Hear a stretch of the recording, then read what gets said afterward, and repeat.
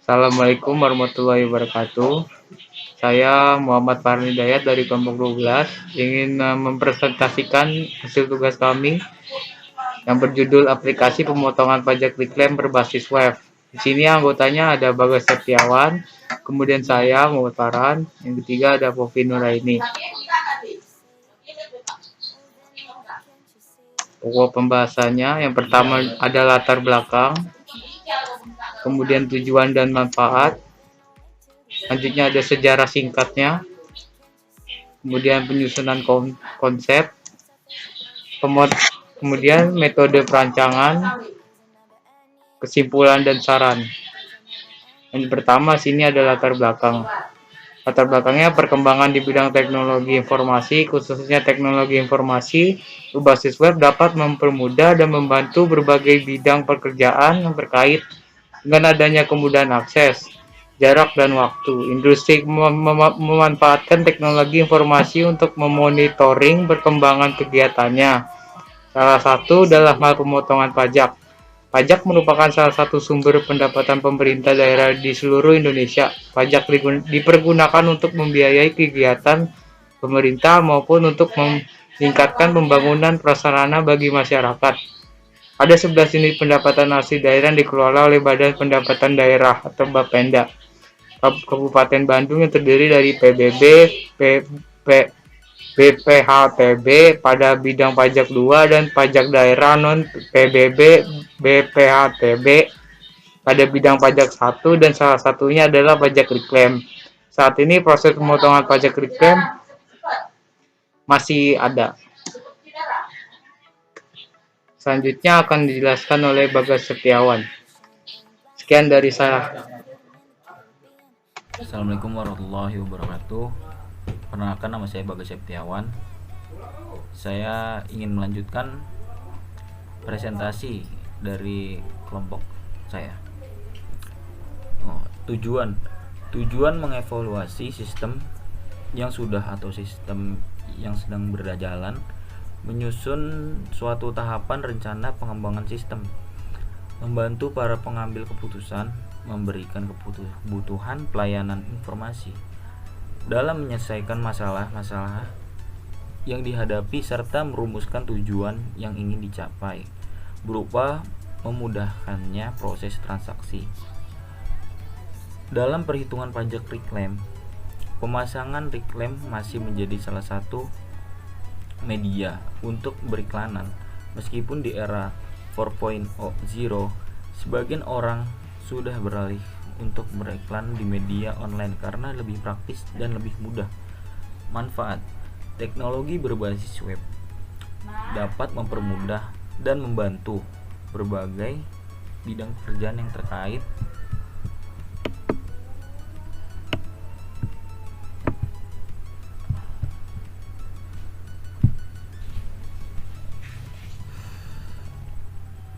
sejarah.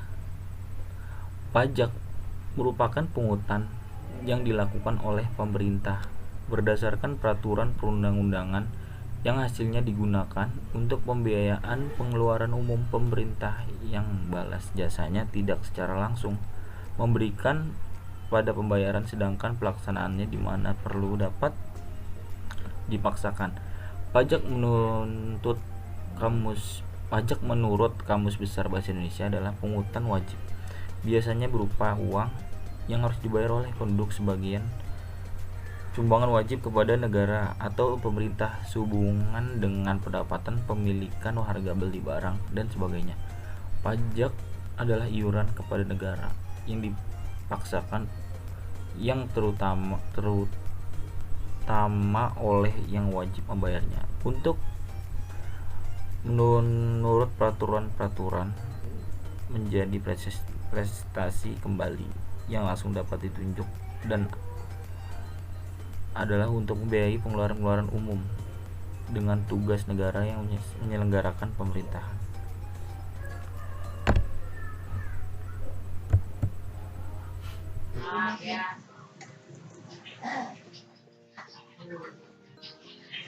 Selanjutnya kita masuk materi penyusunan konsep, menjadikan mempermudah bagi masyarakat untuk mengelola data tentang pajak reklame dalam berbasis web.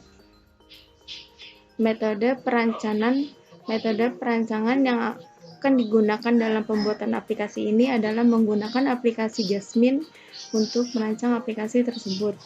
Tahapan-tahapan di atas harus dilakukan secara berurutan. Setiap bagian yang sudah selesai akan dilakukan analisis dari tampilan tersebut untuk langsung dapat digunakan. Kesimpulan, tujuan mengevaluasi sistem yang sedang berjalan tersusun melalui tahapan rencana pengembangan sistem, membantu para pengambil keputusan, memberikan kebutuhan pelayanan informasi dalam menyelesaikan permasalahan-permasalahan yang dihadapi, serta merumuskan tujuan yang ingin dicapai berupa memudahkannya proses transaksi dalam perhitungan pajak reklame. Saran untuk kedepannya, aplikasi pemotongan pajak reklame ini dikembangkan lebih agar baik karena pengembangannya aplikasi berbasis web ini memudahkan dalam proses pengolahan data pajak reklame tersebut. Sekian presentasi dari kelompok kami. Selanjutnya kami akan membuka sesi tanya jawab. Assalamualaikum warahmatullahi wabarakatuh. Waalaikumsalam. Sekarang saatnya warahmatullahi wabarakatuh. ya sekarang saatnya sesi tanya jawab. Silakan yang mau bertanya. Silakan yang mau bertanya. Saya Iya, saudara iya. Farhan, saya ingin bertanya. Iya, silakan Tunjuk dong, Muhammad Mas. Rizky, Oke, silakan Siapa yang bertanya. nanya? Terima kasih. Oke, assalamualaikum warahmatullahi wabarakatuh. Waalaikumsalam warahmatullahi wabarakatuh. Saya Muhammad Rizky dari kelompok 4. Ingin bertanya nih. Iya, Nah, kalau reklame itu kan ada beberapa kelasnya nih dibagi-bagi dan juga durasinya juga beda-beda nih. iya, Tarifnya juga beda nih. iya. Nah, kira-kira potongan pajaknya itu beda atau sama? Oke, oke. Silakan dijawab. Silakan untuk Fofi Nuraini untuk menjawab. Oke, saya akan menjawab pertanyaan dari Muhammad Rizky. Ya, silakan. Jadi pertanyaannya, kalau reklame kan ada beberapa kelas ya, Ya, betul. dan juga durasinya berbeda. Betul. Jadi, berbeda secara garis besar, reklame dibedakan menjadi dua jenis, yaitu reklame produk dan reklame non-produk. Kita mengambil contoh peraturan Gubernur DKI Jakarta sebagai acuan dalam mendefinisikan kedua istilah tersebut. Pertama, reklame produk adalah reklame tentang suatu barang atau jasa, di mana tujuan reklame tersebut semata-mata untuk keperluan promosi sesuatu sesuai dengan Pergub DKI Jakarta yang pasal 1 angka 11 nomor 27 tahun 2014. Kemudian berdasarkan Pergub nomor 27 tahun 2014 pasal 1 angka 10 menyatakan bahwa reklame non-produk adalah jenis reklame yang semata-mata memuat nama perusahaan atau badan atau nama profesi atau usaha, termasuk juga logo, simbol atau identitas badan atau perusahaan dan usaha, dan dapat diketahui oleh kalangan umum. Terima kasih. Apa sudah cukup, Muhammad Rizky? Oh, sangat jelas. Terima kasih untuk Fofi Nuraini atas jawabannya. Oke, terima kasih Muhammad Rizky telah bertanya. Silakan yang mau bertanya lagi. Ya, silakan. Bapak Farhan, Fadli Akbar. saya ingin bertanya, apa sih resiko atau dampak negatif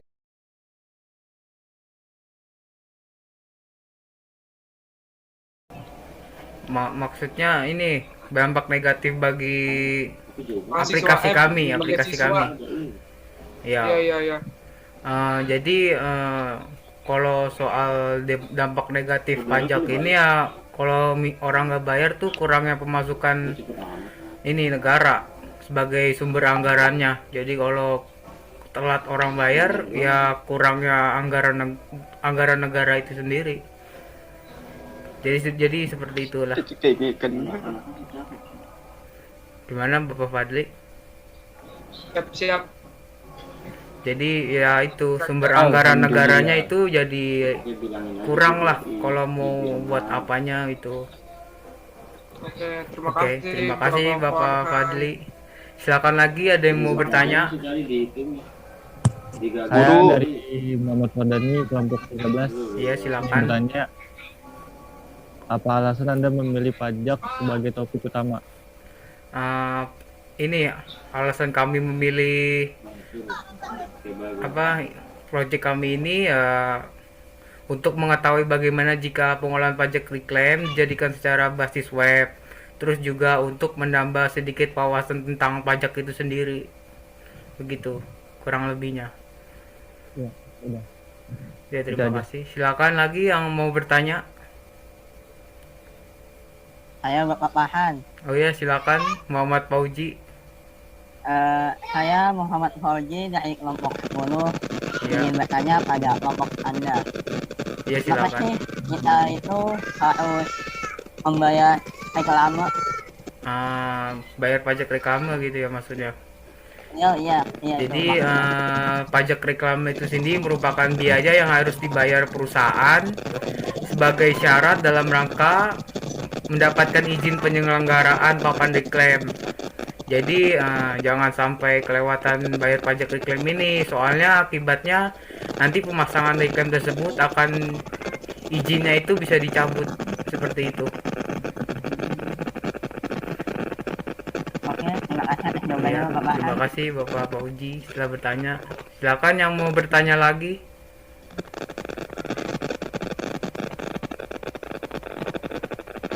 Ya, silakan Riani. Saya Riani Nurjaya dari Ya. Bagaimana cara perhitungan tarif pajak reklame dalam aplikasi tersebut? Oke, cara menghitung tarif pajaknya itu sebenarnya untuk besaran pajak reklame yang harus dibayarkan adalah 20% dari NSR nilai sewa reklame. Tetapi untuk menghitung NSR ada banyak faktor yang memengaruhinya. Berapa faktor itu seperti jenis reklame-nya, apakah produk atau non produk. Yang kedua ada lokasi pemasangan reklame. Yang ketiga ada kategori kelas jalan. Yang keempat ada jumlah reklame yang terpasang. Semakin banyak maka semakin murah. Kemudian ada bahan yang digunakan untuk membuat reklame-nya. Terus ada jangka waktu pemasangan reklame. Terus ada waktu pemasangan reklame-nya. Jika semua faktor tersebut sudah Anda hitung, Anda akan mudah menghitung total nilai sewa reklame-nya. Perlu diketahui juga karena reklame biasanya dikelola oleh pihak ketiga, maka perhitungan nilai sewa reklame biasanya sudah diatur dan sudah ditetapkan melalui nilai kontrak reklame tersebut. Nilai kontrak reklame-nya itu adalah nilai yang terdapat dalam kontrak pembuatan reklame antara pemesan reklame dengan pihak ketiga selaku pemilik reklame-nya. Misal contohnya nih ya, Pak Agus ingin memasang baliho dengan besar 3x6 meter di area Kuningan, termasuk jalan protokol kelas A sebanyak 2 buah selama 7 hari. Maka perhitungannya itu kayak gini, 18 meter dikali 2 buah dikali 125.000 dikali 7 hari, terus dikali pajak reklame itu, maka hasilnya 7.875.000. Ya seperti itulah contohnya. Udah. Oke, sudah jelas. Terima kasih. Silakan lagi yang mau bertanya.